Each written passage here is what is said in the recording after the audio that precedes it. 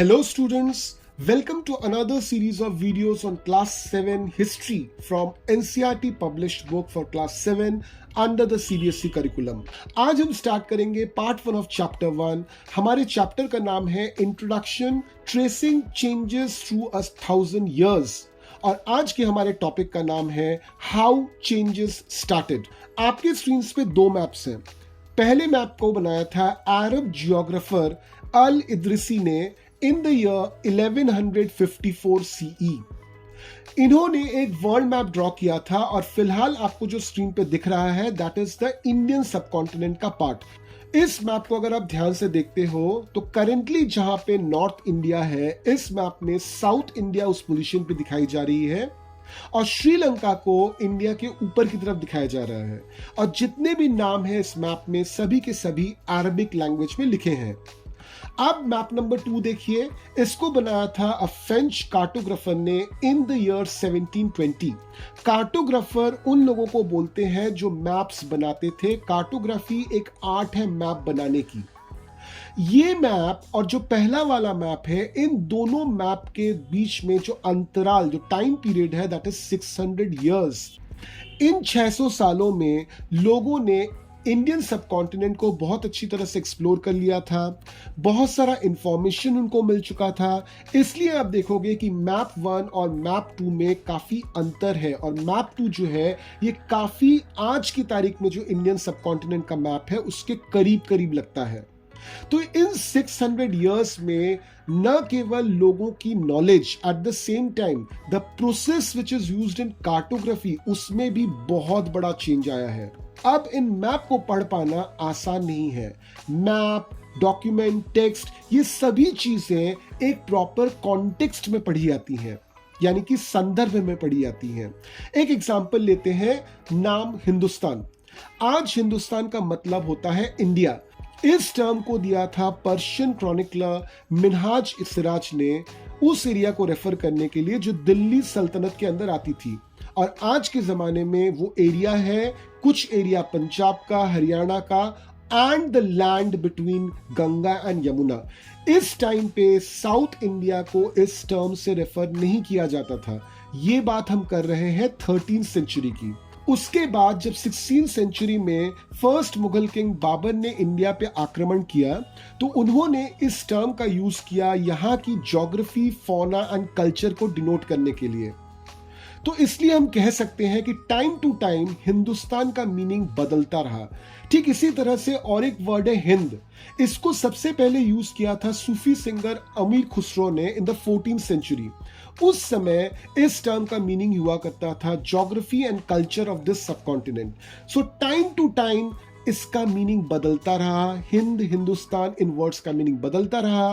तो आज के जमाने की अगर हम बात करें तो इन वर्ड्स का हम नेशनल एंड पॉलिटिकल टर्म्स में यूज करते हैं. तो देखिए विद टाइम इन वर्ड्स का मीनिंग कितना बदल चुका है. इस चीज को हम लोग बोलते हैं कॉन्टेक्स्ट. हिस्टोरियंस जब भी स्टडी करते हैं किसी डॉक्यूमेंट, मैप या किसी भी रिटन हिस्ट्री की, उनको हमेशा उस टाइम की कॉन्टेक्स्ट को दिमाग में रखना पड़ता है, अदरवाइज मीनिंग प्रॉपर नहीं निकलेगा. और एक बहुत बढ़िया एग्जांपल दिया हुआ है कॉन्टेक्स्ट का in your book with the word foreigner. आज हम अगर बात करें फॉरेनर वर्ड की तो इसका मीनिंग होता है एक ऐसा इंसान जो इंडिया को बिलोंग नहीं करता. ये जो वर्ड है फॉरेनर, इसको हिंदी में बोलते हैं परदेसी और पर्शियन में बोलते हैं अजनबी. आज के जमाने में इसका मीनिंग जो भी रहा हो, मगर तब के जमाने में इसका मीनिंग कुछ और ही था. मान लीजिए एक इंसान विलेज में रहता है और वो अचानक से शहर पहुंच जाता है. तो शहर जो है उसके लिए एक नई जगह है. तो उस समय उस विलेजर को बोला जाता था अजनबी या उस विलेजर को बोला जाता था परदेसी. तो उस समय परदेसी और अजनबी वर्ड का मीनिंग होता था एक ऐसा इंसान who reaches a particular place, जो प्लेस उसके लिए एकदम ही न्यू है. जबकि आज की तारीख में अजनबी या परदेसी, जिसको इंग्लिश में हम फॉरेनर बोलते हैं, उसका मीनिंग होता है a person who does not belong to a particular country. Historians ने हिस्ट्री को जाना है through coins, inscriptions, architecture and textual records. मगर इनको एक बहुत बड़ी प्रॉब्लम फेस करनी पड़ती है. जो पहली प्रॉब्लम है that is discontinuity in information. May be उस समय के लोग या तो जानबूझकर या बिना जाने कुछ इवेंट्स को रिकॉर्ड नहीं करते थे, तो ये इवेंट्स जो है हमको पता ही नहीं है। ठीक उसी तरह से कुछ रिकॉर्ड्स हैं जो पूरी तरह से गायब हो चुके हैं, कुछ डिस्ट्रॉय कर दिए गए हैं आक्रांताओं के जरिए, कुछ चोरी हो गए हैं, सम आर कंप्लीटली डिस्प्लेस्ड, कुछ डिस्ट्रॉय हो चुके हैं नेचुरल कॉजेस के बारे में, और कुछ ऐसे रिकॉर्ड्स भी हमको मिले हैं जिनको आज तक हम समझ ही नहीं पाए हैं। तो इसलिए हिस्ट्री के अंडरस्टैंडिंग में एक बहुत बड़ा गैप रहता है हर समय। अगर हम बात करें 700 सी से 1750 सी की, तो इस दौरान पेपर बहुत इजीली अवेलेबल था और पेपर चीप भी था। तो इस समय जितने भी रिकॉर्ड्स लिखे गए थे ये सभी के सभी पेपर पे लिखे गए थे। इस समय प्रिंटिंग टेक्नोलॉजी नहीं थी, यानी कि इस समय जितने भी चीजें लिखी गई थी एवरीथिंग वाज हैंड रिटन। अब देखिए, हैंड रिटन अगर टेक्स्ट होता है तो यहाँ पे एक मेजर प्रॉब्लम हो जाता है। एक तो आपको एक हैंड रिटन टेक्स्ट की दूसरी कॉपी बनाने के लिए उसको भी हाथ से लिखना पड़ेगा। अब मैनुअली जब आप लिखोगे तो quality and understanding and meaning of the text में बहुत फर्क आ सकता है।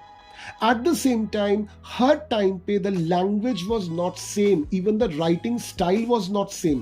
तो language and writing style has got changed so many times कि कभी कभार होता क्या है कि आज के ज़माने में बैठकर उस समय की भाषा को या उस समय की राइटिंग स्टाइल को समझ पाना भी मुश्किल हो जाता है। एक छोटा एग्जाम्पल ले लीजिए। एक हिस्टोरियन थे 14th सेंचुरी के जिनका नाम था जियाउद्दीन बरानी। इन्होंने एक क्रॉनिकल लिखी थी 1356 सी में, और ठीक 2 साल बाद उस क्रॉनिकल को उन्होंने दोबारा लिखा था 1358 में। अब जब हिस्टोरियंस के हाथ क्रॉनिकल लगा तो उनके हाथ 1358 वाला क्रॉनिकल पहले लगा। तो हिस्टोरियंस बहुत समय तक उस क्रॉनिकल को ही उस समय का सही रिकॉर्ड मानते थे। बाद में जब उनके हाथों 1356 का क्रॉनिकल लगा तब उनको पता चला कि इन दोनों क्रॉनिकल्स में जो बातें लिखी हुई हैं उनमें भी खासा अंतर है। तो इस तरह के कंफ्यूजन्स क्रिएट होते थे। बहुत सारे रिलीजियस किताबें, chronicles, letters, teachings of cents, petition, judicial records, accounts हमको मिले हैं उस समय के। मैन्युस्क्रिप्ट्स जो लिखे जाते थे ये वेल्दी पीपल, रूलर्स या फिर मॉनेस्ट्रीज और टेम्पल्स अपने पास रख लेते थे। अपनी उनकी लाइब्रेरी होती थी और आर्काइव होती थी, वहां पे लोग रख लेते थे। इनमें से कुछ मैन्युस्क्रिप्ट्स को पढ़ पाना आज भी काफी डिफिकल्ट है। ये जो टाइम था 700 सी से लेके 1750 सी तक, इसमें हमारे इंडियन सबकॉन्टिनेंट में बहुत सारे चेंजेस हुए हैं। बहुत सारे नए सोशल एंड पॉलिटिकल ग्रुप्स बने हैं। से फॉर एग्जांपल राजपूत। राजपूत शब्द का मीनिंग होता है राजपुत्र, मतलब सन ऑफ अ रूलर। ये टर्म यूज किया जाता था for the group of warriors जिन्होंने बाद में क्षत्रिय कास्ट सिस्टम शुरू किया था। और ये बात हम कर रहे हैं 8th से लेकर 14th सेंचुरी के बीच के बाद की। मगर बाद में धीरे धीरे सिर्फ वॉरियर्स नहीं, सोल्जर्स और कमांडर्स भी इस ग्रुप में ऐड होने लगे। ठीक उसी तरह से बहुत सारे पोएट्स थे जिन्होंने डिफरेंट टाइप के लोगों की, जिनको उन्होंने राजपूत बताया, उनके बारे में बहुत सारी कहानियां लिखी, बहुत सारी पोएम्स लिखे। साथ में बहुत सारे पॉलिटिकल ग्रुप्स इस समय एक्टिवेट हो गए थे, जैसे मराठास, सिख्स, जाट्स, आहोम्स एंड कायस्थास।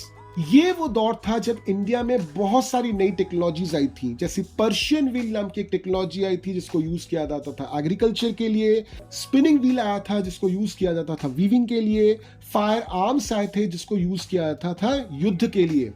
साथ में बहुत सारे फूड आइटम्स जैसे potato, corn, chilli, tea, coffee, ये सारी चीजें इंडियन सबकॉन्टिनेंट में इंट्रोड्यूस हुई। उस समय इतने लोग बाहर से आते थे टू सेटल डाउन, या फिर इतने आक्रांता बाहर से आते थे कि इनके साथ उनके कल्चर की चीजें भी हमारे यहाँ पे पहुंचने लगी। ऑब्वियसली जब ये लोग वहां से आते थे तो ये अपनी आइडियोलॉजी और थॉट, इनकी जो विचारधारा है, इनकी जो सोच है, वो भी इंडिया में लाने लगे। तो ये जो एक पीरियड था 700 सी से लेकर 1750 सी तक, इसमें huge economic, political, social and cultural changes देखने को मिले इंडियन सबकॉन्टिनेंट में। इस टाइम पे पॉपुलेशन अचानक से काफी बढ़ गया, तो लोग अपना एग्रीकल्चरल लैंड बढ़ाने के लिए फॉरेस्ट्स को साफ करने लगे। तो जो लोग फॉरेस्ट में रहते थे उनके पास अभी दो ऑप्शन था, either they have to move deeper into the forest या फिर they have to start engaging in cultivation. तो इस तरह से बहुत सारे लोग जो पहले कल्टीवेशन नहीं करते थे ये भी कल्टीवेशन की तरफ आ गए। तो इससे एक फार्मर्स का एक या फिर पीजेंट्स का एक ग्रुप बना जिस ग्रुप ने बाद में सोसाइटी को बहुत ज्यादा इन्फ्लुएंस किया। ये ग्रुप जो था कभी कभार इकोनॉमिक और वर्क कल्चर के बेसिस पे बट के सब कास्ट्स बन गए जिनको हम जाति बोलते हैं। ये जाति बन गए based on their background and based on their profession. हर एक जाति के खुद के रूल्स एंड रेगुलेशंस होते थे और इन रूल्स एंड रेगुलेशंस को लागू करने का जिम्मा दिया जाता था टू जाति पंचायत। तो अभी लोग जाति के रूल्स भी फॉलो करते थे, साथ में जिस विलेज में रहते थे उनका रूल्स भी फॉलो करते थे। तो इस तरह से इंडियन सोसाइटी का जो स्ट्रक्चर है इस समय इट बिकेम इमेंसली कॉम्प्लेक्स। ये जो इम्पैक्ट्स होते थे सोसाइटी पे, कल्चर और बिलीफ पे, ये सिर्फ विलेजेस तक रिस्ट्रिक्टेड नहीं था, इसका इफेक्ट सिटीज में भी आया। बड़े बड़े रूलर्स आए, बड़े बड़े एम्पायर्स बने, बहुत सारे आक्रांता बाहर से आते गए और इन्होंने बड़े बड़े साम्राज्य खड़े किए। इन साम्राज्यों के बारे में जानेंगे इन पार्ट 2 ऑफ चैप्टर 1। आपको ये वीडियो कैसी लगी आप हमको जरूर बताइए। इस वीडियो को अपने फ्रेंड्स के साथ शेयर कीजिए, उनको बोलिए और आप खुद भी इस चैनल को सब्सक्राइब कीजिए। थोड़ा सा वेट कीजिए अगले वीडियो तक। Till then keep learning.